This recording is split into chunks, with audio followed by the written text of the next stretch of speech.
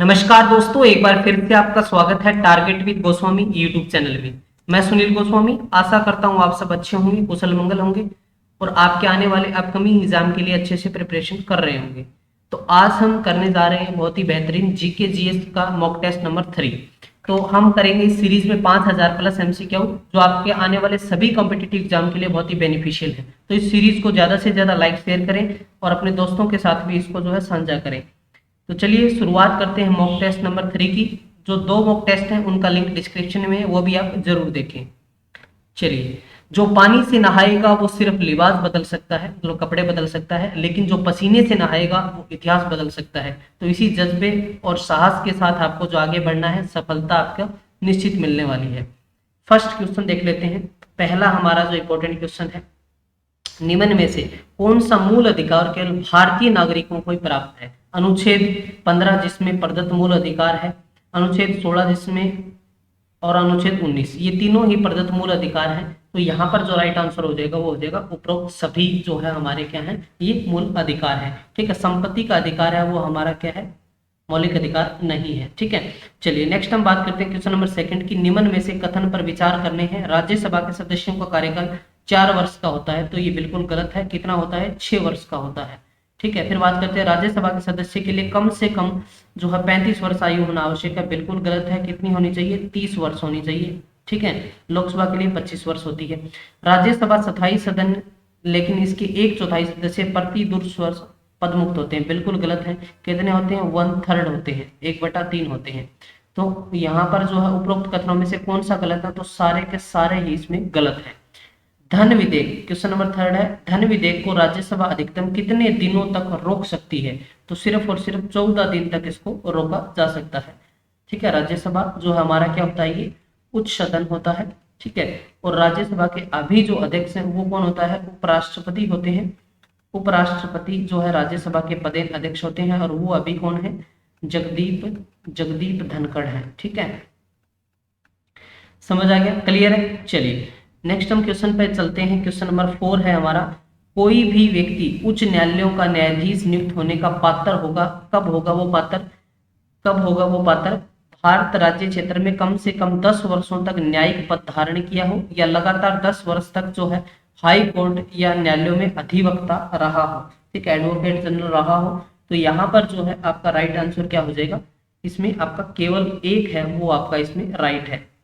उसकी आयु कम से कम 35 वर्ष, ये बिल्कुल राइट नहीं है। ठीक है, चलिए वित्तीय, नेक्स्ट हम क्वेश्चन नंबर 5 की बात करते हैं। वित्तीय आपातकाल है, जो फाइनेंशियल इमरजेंसी की बात हो रही है यहाँ पे, जो भारत में कभी नहीं लगी है। उद्घोषण का अनुमोदन करने वाले संकल्प सदन के दोनों सदनों कितने माह के भीतर होना चाहिए? वित्तीय आपातकाल की पर बात करें तो यहाँ पर जो है आपका राइट आंसर क्या हो जाएगा? 2 महीने हो जाएगा।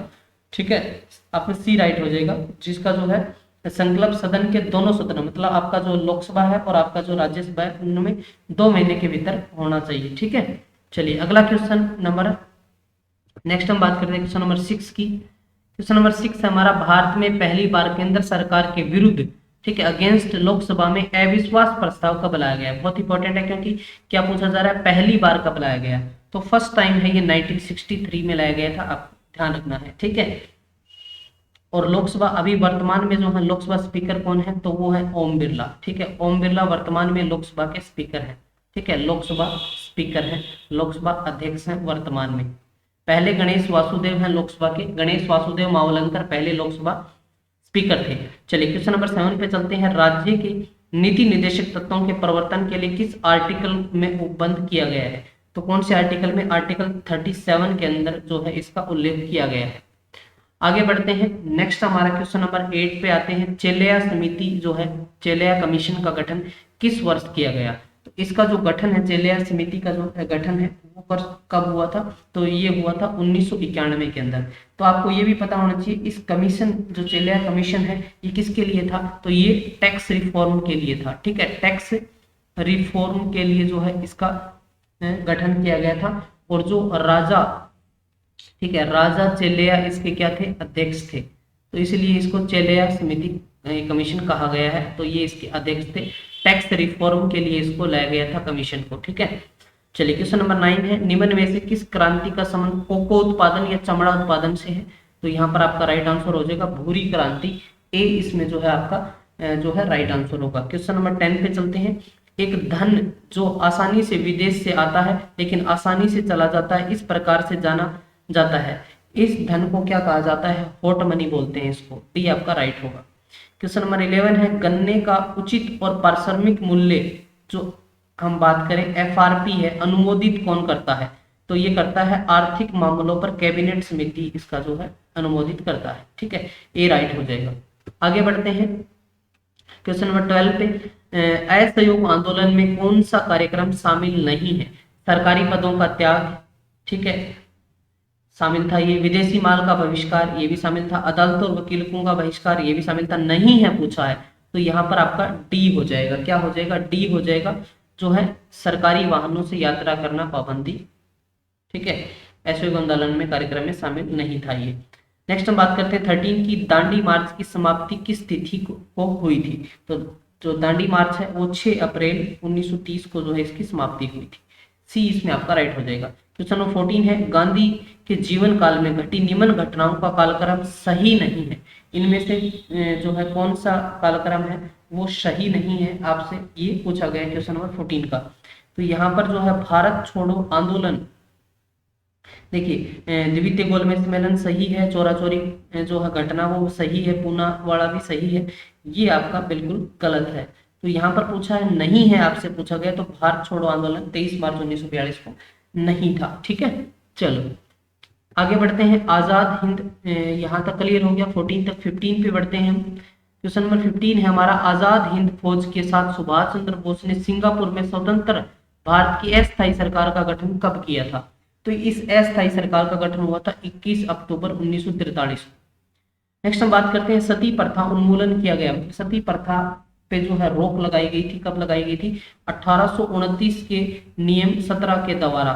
और उस टाइम पे जो सती प्रथा के समय जो कौन था? विलियम बेंटिक था। ठीक है, विलियम बेंटिक, विलियम बेंटिक याद रखना है आपको, बहुत इंपॉर्टेंट है। इसने जो है सती प्रथा पे बैन किया था। राजा राम मोहन राय के साथ इनकी मीटिंग हुई थी और फिर इसको रेजुलेशन को पास किया गया था। क्वेश्चन नंबर 17 है, वहाबियों के विद्रोह को कुचलने का श्रेय किस गवर्नर जनरल को जाता है? तो लॉर्ड एलिंगन प्रथम को जो है इसका श्रेय जाता है, लॉर्ड एलिंगन प्रथम को। तो यहाँ पर आपका बी राइट हो जाएगा। फिर बात करते हैं क्वेश्चन नंबर 18 की, त्रिपक्षीय संघर्ष में निम्न में से कौन राजवंश शामिल नहीं था?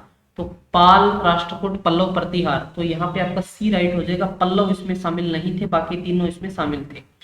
सिंधु घाटी सभ्यता के जो अंतर्गत शवों को दफनाने के अवशेष मिले हैं, इस शवों के सिर किस दिशा में रखे जाते थे? तो इसको उत्तर दिशा में रखा जाता था। किस बौद्ध संगतियों में बौद्ध धर्म के संप्रदायों को विभाजन किया गया था? इंपॉर्टेंट है। क्वेश्चन नंबर 20 की बात हो रही है बौद्ध संगतियों की, तो बात करते हैं इसमें किस बौद्ध संगतियों में बौद्ध धर्म का 2 संप्रदायों में विभाजन हुआ। देखिए बौद्ध धर्म है वो आप सब जानते हैं, एक तो हो गया आपका हीनयान और एक हो गया आपका महायान। इसमें जो है विभाजित हो गया था, हीनयान और महायान में विभाजित हुआ था। तो चतुर्थ जो है बौद्ध संगति में बौद्ध धर्म 2 संप्रदायों में बैठा था। प्रथम जो बौद्ध संगति है वो कब हुई थी? तो ये 483 ईसा पूर्व में हुई थी। द्वितीय जो बौद्ध संगति है वो आपकी 383 ईसा पूर्व में हुई थी। और ये आपकी तृतीय है वो 255 ईसा पूर्व में हुई थी। और ये चतुर्थ है वो 1st ईस्वी में हुई थी, पहली ईस्वी में हुई थी। ठीक है, तो इस समय जब उस टाइम की हम बात करें किसका शासनकाल था, तो कनिष्क के शासनकाल में ऐसा हुआ था, कनिष्क के शासनकाल में। ठीक है, फर्स्ट जो वो संधि हुई थी वो अजात शत्रु के हुई थी, अजात शत्रु के शासनकाल में हुई थी, जो कहाँ पे हुई थी? राजगृह में। और दूसरी है वो कालाशोक थे उस टाइम पे, कालाशोक के शासनकाल में हुई थी। और ये कहाँ पर हुई थी? वैशाली में हुई थी। और तीसरी पाटलिपुत्र में हुई थी, किसके शासनकाल में? अशोक के शासनकाल में हुई थी। ठीक है, और ये कनिष्क का शासनकाल था, जो है इसके अध्यक्ष थे वसुमित्र चौथी के, जो कहाँ हुई थी? कुंडलवन, कश्मीर के अंदर हुई थी, कुंडलवन में, कश्मीर के अंदर चौथी। महावीर स्वामी को किस नदी के तट पर केवल्य मतलब ज्ञान की प्राप्ति हुई थी? निरंजना, पुनपुन, ऋजुपालिका, भागीरथी। तो यहाँ पर जो आपका राइट आंसर होगा, क्वेश्चन नंबर 21 की हम बात कर रहे हैं, तो 21 का राइट आंसर हो जाए ऋजुपालिका नदी। उसमें जो है 42 वर्ष की आयु में इनको जो है ज्ञान की प्राप्ति होती है ऋजुपालिका नदी के तट पर। ठीक है, और जो ये 24वें तीर्थकर थे महावीर स्वामी जैन धर्म के। ठीक है, आजीवन हम बात करते हैं क्वेश्चन नंबर 22 की। आजीवक संप्रदाय के संस्थापक किसको माना जाता है? तो मखलीपुत्र को माना जाता है। आप यहाँ पर आपका राइट आंसर क्या हो जाएगा? मखलीपुत्र हो जाएगा। क्वेश्चन नंबर 23 पे आते हैं। किस मुगल शासक के शासनकाल में स्थापत्य कला का स्वर्णिम काल कहा जाता है, गोल्डन पीरियड कहा जाता है? तो शाहजहां ने जो है बहुत सारी चीजें बनवाई थी, इसलिए इनको जो है स्थापत्य कला कहा जाता है। बात करते हैं क्वेश्चन नंबर 24 की। मुगल काल में मुहद्दसिब को कौन था? तो ये किसको कहा जाता था? मुहद्दसिब इसको कहा जाता, आचरण अधिकारी को कहा जाता था। और राइट हमारा लास्ट क्वेश्चन है, दीवान अर्ज किस विभाग से संबंधित था? तो ये था आपका सैन्य विभाग से संबंधित था। ठीक है, ये सैन्य विभाग से संबंधित था। तो ये थे हमारे पार्ट नंबर, जो हमारे हम एमसीक्यू सीरीज हमने स्टार्ट की है, जिसके अंदर हम 5000 प्लस एमसीक्यू करने वाले हैं। तो चैनल को ज़्यादा से ज़्यादा बच्चों तक शेयर करें, सब्सक्राइब करें, वीडियो को जितना हो उसके शेयर करें। ये सीरीज हम कंटिन्यू रखेंगे, जरूर आपको पसंद आ रही होगी। जिन बच्चों को पसंद आ रही है कमेंट सेक्शन में एक प्यारा सा कमेंट जरूर करें आप। और यदि आप डेली हमारे से लाइव क्लासेस में जुड़ना चाहते हैं, डेली लाइव क्लासेस यदि आप ज्वाइन करना चाहते हैं, तो मेरा सेकंड जो चैनल है एग्जाम वाणी जो चैनल है, इस पे डेली जो है लाइव क्लासेस चलती हैं। ठीक है, मॉर्निंग जो है यहाँ पर 9 बजे से लेके 9 AM टू जो है रात को रात को 10:30 बजे तक यहाँ पर आपको क्लासेस देखने को मिलने वाली है। तो जो भी एस्पिरेंट्स हैं, जो भी कम्पिटिटिव एग्जाम की तैयारी कर रहे हैं, तो आप एग्जाम वाणी चैनल को सब्सक्राइब करें। और पीडीएफ नोट्स के लिए टेलीग्राम भी ज्वाइन कर सकते हैं। और जो हमारी ऐप है एग्जाम वाणी, उसको भी आप ज्वाइन कर सकते हैं। उसका लिंक भी मैं डिस्क्रिप्शन में डाल दूंगा, प्ले स्टोर से आप डाउनलोड कर सकते हैं। एग्जाम वाणी यही स्पेलिंग है, बिल्कुल करेक्ट। तो मिलते हैं नेक्स्ट वीडियो में, तब तक के लिए धन्यवाद। जय हिंद, जय भारत।